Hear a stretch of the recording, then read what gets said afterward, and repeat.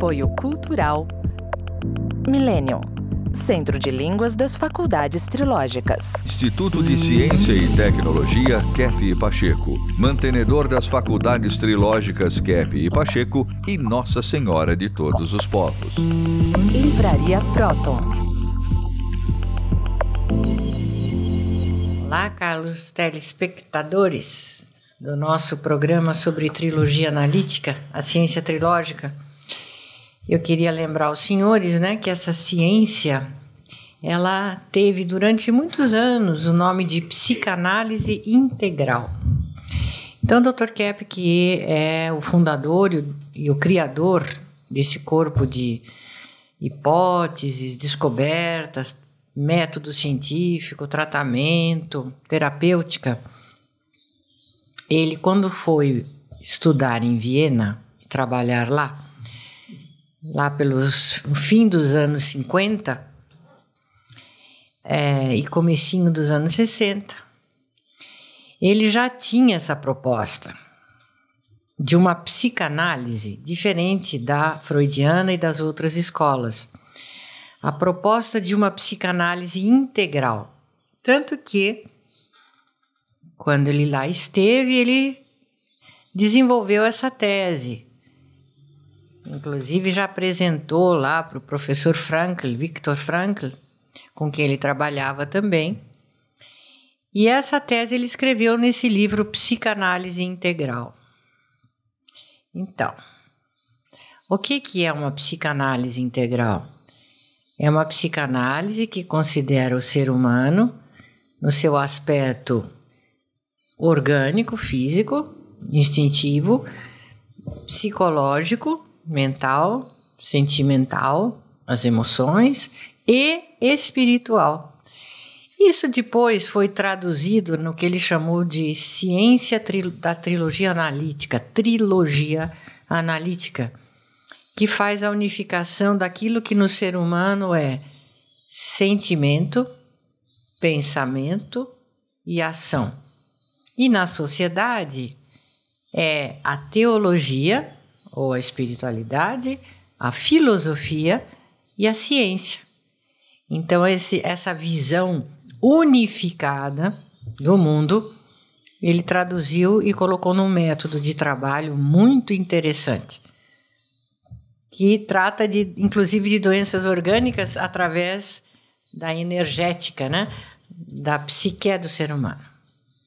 Eu quero, de início, mostrar aí o exame de sangue que a Inger, hematologista que veio da Finlândia, faz.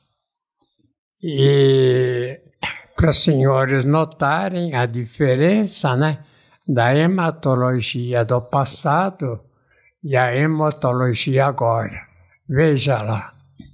Eu gostaria que a doutora Julieta, ela desse uma indicação de como antigamente, na medicina antiga, por exemplo, faz análise desses dados dos glóbulos, assim, vermelhos, todos amontoados, Então, na medicina convencional, eles interpretam assim, que por uma situação de estresse muito intenso e uma cascata hormonal de adrenalina e noradrenalina, isso geraria uma contração e essa agregação das células dos glóbulos vermelhos.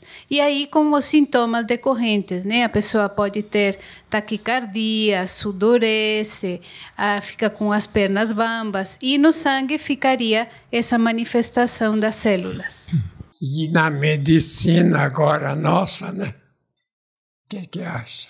Então, na medicina energética, nós percebemos que esse estresse principalmente acontece quando a pessoa rejeita a consciência, quando ela não quer ver algum fato, e geralmente fatos desagradáveis, Então, ela fica com muita raiva ou ela fica com muito medo, geralmente essas duas emoções, que a doutora Cláudia Pacheco explica no livro A Cura pela Consciência, geram esse desequilíbrio como uma consequência desse fenômeno de raiva ou de medo ou dessas duas emoções misturadas. E como é que vê a relação, né, entre a ideia antiga da hematologia e atual? Então, essa ideia atual, Dr. Keppe, é muito mais completa, né? Ela é integral, porque ela considera a causa real, né? A causa psicológica. E a medicina antiga, ela ficava apenas descrevendo o fenômeno, né? Descrevendo os hormônios, a causa fisiológica, mas não a psicológica. Então, agora eu quero mostrar o glóbulo assim vermelho, né? O sangue, que é formado pelo soro, pelos glóbulos e pelo elemento interior, interno. Veja lá uma pessoa assim com a conduta mais ou menos normal, né? Porque totalmente normal não existe. Veja a diferença. Então, aí mostra o equilíbrio psicológico. Então, seria bom os hematologistas, né, começarem a estudar essa questão do sangue sobre o prisma psicossomático. Então, para entender o que a pessoa tem na vida psíquica, um simples exame de sangue pode indicar muita coisa. De acordo, Inga? Sim, eu queria mostrar esse livro, Metafísica Trilógica. Aqui é escrito, que eu acho muito interessante, que nós somos o elo entre transcendência e vida material. Então, os exames de sangue mostram nossa ligação espiritual no momento, mas também geralmente durante a vida.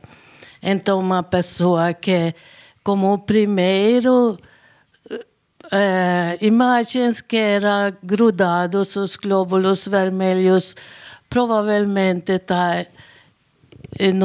no lado espiritual mais ruim de arrogância ou de raiva. É uma sangue bom, é mais no lado de espiritual bom, que dá tranquilidade. Então eu vou mostrar um grupo de sinais sobre a existência da neurose, porque a ideia geral foi a ideia do Freud e dos psicanalistas iniciantes, né, do século XX, do começo do século XX, que eles viam a questão, assim, vamos dizer, de perturbação psicológica, mas assim no campo da libido, né? É uma expressão do Jung. Então, eles achavam que conforme a criança sendo bem tratada ou maltratada, ela então desenvolveria mais tarde neurose, psicose, coisas graves. Porque a nossa ideia, a nossa descoberta é baseada na teologia até do passado. Então eu escrevi um livro sobre a teologia da física, que é este aqui, para dizer o seguinte, né? Que todo problema, vamos dizer, da vida assim mental e da vida física vem da vida psicológica. Se o indivíduo não tem uma conduta normal psicologicamente, ele tende a ficar doente. Então essa ideia do passado, né, de libido, né, que o indivíduo ficava doente por causa de questões do sexo, não é bem certa, não é só isso. Fica doente por um monte de coisas. Por exemplo, na nova física, a pessoa, o Isaac Newton, né? Ele seguiu a ideia do Galileu, como que se o vamos dizer, tudo viesse do elemento físico, então, depois usaram o átomo, né? Demócrito, né, que em primeiro lugar usou o átomo. É como se fosse primeiro elemento que daria início a tudo. Não é o átomo, é a energética. Então, a questão psicológica, né, fundamental. A questão dos sentimentos, a questão do pensamento. Se a pessoa, por exemplo, pensa uma coisa errada, se, por exemplo, ela acha que ela sofre por causa dos pais, dos parentes, do marido, da mulher, é uma atitude errônea, porque a questão, como eu mostrei aí no exame do sangue, né? O problema vem do modo da pessoa pensar. Se a pessoa acha que não houve criação, que Deus não criou, pensa de um modo errado. Então, isso já atinge o corpo. Se a pessoa acha que só existe matéria, pensa do modo errado. Então, o materialismo é a causa fundamental das doenças físicas. De acordo, César? Totalmente, Dr. Kepp. Eu acho impressionante nesse trabalho da nova física que o senhor desenvolveu, que o senhor coloca que matéria e energia é a mesma coisa. Não são duas substâncias diferentes, é a mesma coisa. Então, o corpo do ser humano, ele é a psique dele. Então, por exemplo, eu sou um bloco de energia, todos nós somos energia. E o nosso pensamento vai determinar a energia que está fluindo no nosso corpo. Então, por exemplo, se eu penso ódio, ira, raiva de alguém, instantaneamente o meu corpo está sendo afetado, porque eu estou pensando não só com a minha mente, mas com cada célula do meu corpo, e isso não é normal. Então a doença vem disso. Quando eu deixo de pensar coisas boas, eu começo a poluir meu organismo como um todo, e aí que vem a doença. Então, veja o caso da física, né? O Isaac Newton, ele deu uma ideia errada sobre a física. Ele deu a ideia do Demócrito, né, que tudo vem do átomo. Átomo, desculpem, mas não existe. O que existe é a energética. Então, a própria física devia ter o nome de energia, né, de energética, e não de física, que tudo veio da energia, inclusive a parte física. Veja esse livro aqui, Sociopatologia. Nesse livro eu mostro que a patologia social, por exemplo, se o indivíduo físico pensa de um modo errado, o médico, qualquer pessoa, então isso vai distorcendo o interior, a mente, e leva a pessoa para as doenças. Então, sociopatologia é a patologia da vida social. Eu quero agora mostrar um quadro, né, um gráfico, para mostrar de onde vem a neurose. Veja lá. Sinais da existência da neurose. Primeiro, querer parecer uma eterna criança. O que quer dizer isso, né? É que a pessoa não quer crescer. Ele não quer assumir responsabilidade. Ele quer que os outros assumam. Então ele, por exemplo, pode montar uma oficina, uma loja, etc. E não monta. Ele quer ser empregado. Então essa ideia de ser empregado, de dar responsabilidade para o patrão, para o outro, é uma ideia neurótica. Vocês querem falar alguma coisa a respeito? O doutor Dr. Rodrigo, ele está escrevendo um trabalho muito importante sobre isso. Quer falar? Eu gostaria, inclusive, de dar um exemplo de como esse aspecto patológico da sociedade ele foi ocasionado na própria lei trabalhista. Essa ideia de permanecer uma eterna criança sem responsabilidade, acontece isso. Hoje, o empregado, ele é essa eterna criança que não assume responsabilidade. A responsabilidade é atribuída só ao empregador, ao empresário. E não tendo responsabilidade, o empregado não tem consciência da situação dele e ele fica neurótico e costuma, quase sempre, depois responsabilizar os outros, no caso o empregador, a empresa, né, de todos os problemas que ele acaba tendo na vida dele pela própria atitude dele. Então, a lei tira a responsabilidade, neurotiza o cidadão sem perceber, né? Então, o que causa isso, né? A pessoa, o operário, por exemplo, a pessoa que trabalha, ela não vendo os problemas que ela tem, ela faz tudo errado. Então, ela não tem capacidade para, vamos dizer, pensar o que é certo de mudar uma ideia errada que tem. Quem faz muito isso, né? É chamado de a consciência social, é a mídia. Ortiz quer falar alguma coisa, ele foi jornalista, que a mídia é muito unilateral, né? Sim, ou senhor. Torce para um lado ou torce para o outro. Exato. Até eu anotei aqui algumas coisas para falar mesmo hoje, Dr. Kepp, que a mídia deveria transmitir para o povo o que acontece. O que está acontecendo na sociedade, inventos, cultura, coisas assim que interessem ao povo.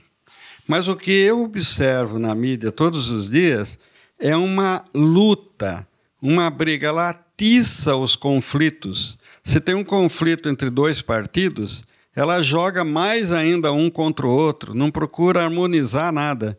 E também transforma facínoras em santos e santos em facínoras, né? Através de uma desinformação, principalmente numa ação deseducativa, né? Para jovens, crianças também.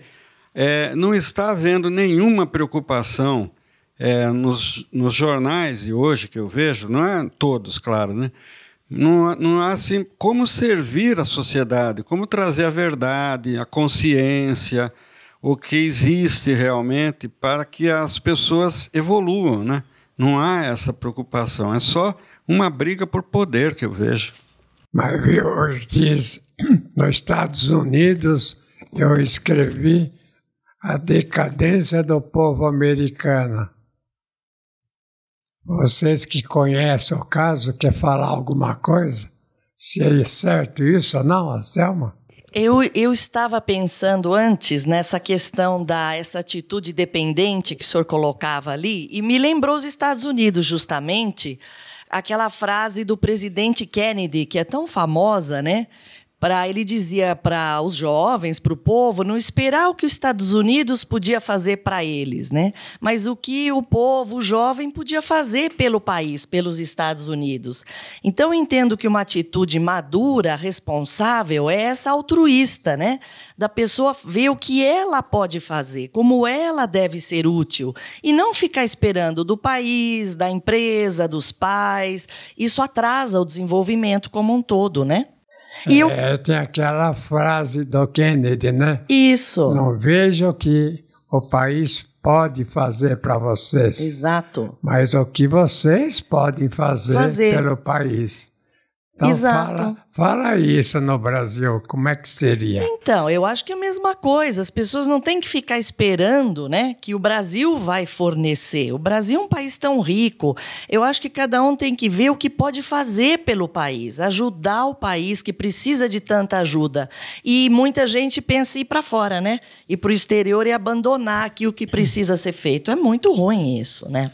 A pessoa quer usufruir, né? É verdade. Pessoas querem usufruir do país. É. Então, se o Brasil não tem tanto dinheiro, vamos para os Estados Unidos, vamos para o Canadá, Sim.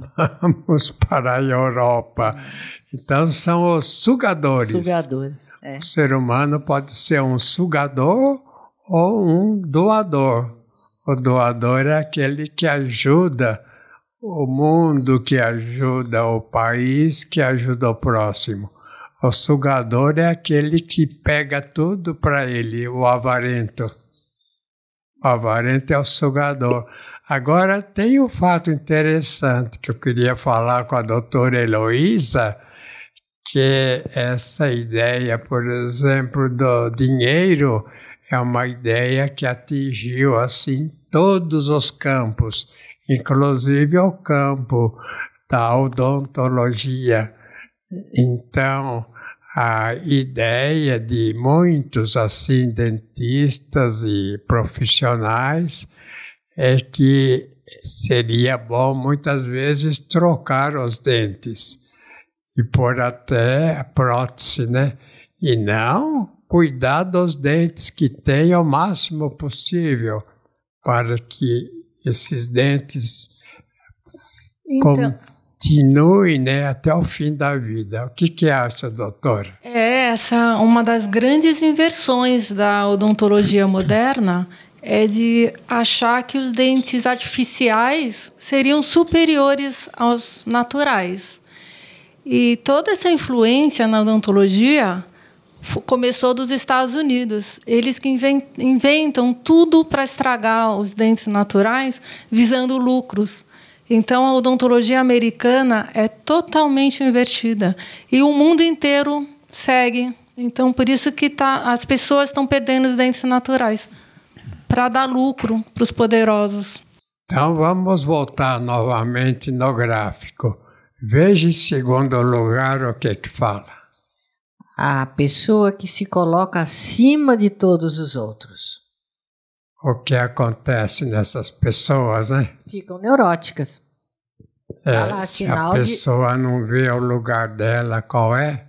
Por exemplo, um cliente hoje de manhã estava se queixando de que ele não ganhava o suficiente, mas ele colocava a culpa no país, na profissão. Eu falei, mas o senhor trabalha o suficiente para ter esse suficiente, né? Todo mundo sabia e sabe que ele é muito preguiçoso. Então, falei, a pessoa deve viver com o que ganha e não querer viver com mais do que ganha. Isso leva à neurose, né? Então, a questão econômica tem que ser vista assim. A pessoa tem que se adaptar ao que tem e não querer o que não tem. Até uma lei, né? Dos evangelhos, da questão da religiosidade.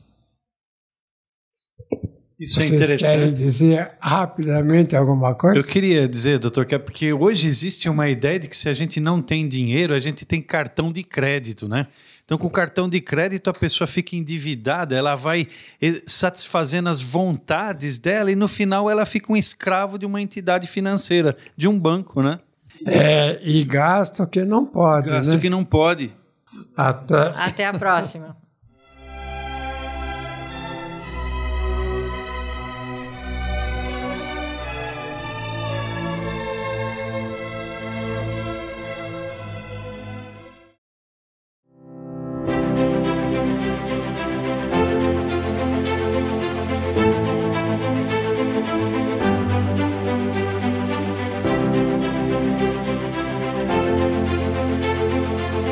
Chegaram os novos modelos dos ventiladores Cap Motor Art Deco.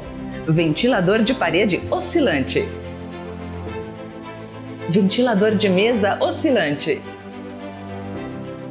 Equipados com a tecnologia de motores ressonantes da nova física de Cap. Captam e transmitem o magnetismo para o ambiente. Conheça os benefícios dos ventiladores Capmotor. Brisa fresca e agradável, pois o motor não esquenta. Economiza até 80% de energia elétrica. Tecnologia internacionalmente premiada. Acesse nossa loja virtual e conheça os novos modelos Art Deco. capmotorshop.com.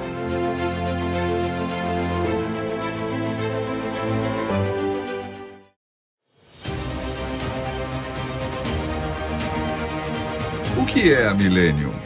Doutora Cláudia Benhart Pacheco, diretora das Faculdades Trilógicas, fala sobre a Escola de Línguas Millennium. Sabe que a escola de vocês, a escola de línguas que aplica o método psicolinguístico trilógico de CAP, vocês estudam tudo dessa ciência, vocês usam em todas as aulas. Isso é uma universidade livre.